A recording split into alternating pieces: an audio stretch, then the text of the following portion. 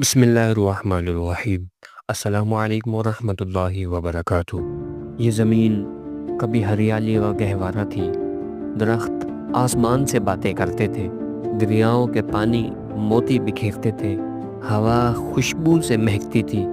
یہ زمین، یہ فضا، یہ پانی سب انسان کے لیے رحمت تھے۔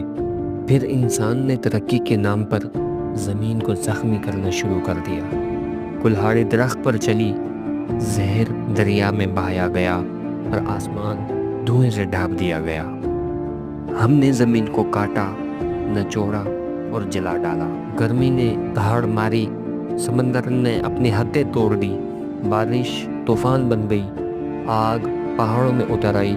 یہ آفتیں حادثہ نہیں، یہ زمین کی فریاد ہے، یہ قدرت کا انتقام ہے۔ ہم نے زمین کو اپنی جاگیر سمجھا، حالانکہ یہ اللہ کی امانت تھی۔ قرآن ہمیں یاد دلاتا ہے وَلَا تُفْسِدُوا فِي الْأَرْضِ بَعْدَ إِصْلَاحِهَا، اور زمین میں فساد نہ پھیلاؤ اس کے سنورنے کے بعد۔ لیکن ہم نے بگاڑ دیا، ہم نے زمین کی خوشبو کو دھوئیں سے بدل دیا، دریاؤں کی مٹھاس کو کڑواہٹ سے اور فضا کی ٹھنڈک کو زہر سے۔ قدرت ہمیں خبردار کر رہی ہے، یہ آفات چیخ چیخ کر کہہ رہی ہیں انسان باز آ جاؤ۔ سوال یہ ہے، کیا ہم زمین کے وارث ہیں جو اسے سنبھالیں گے، یا ہم اس کے دشمن ہیں جو اپنی اولاد کے لیے قبر تیار کر رہے ہیں؟ تو فیصلہ آج بھی ہمارے ہاتھ میں ہے۔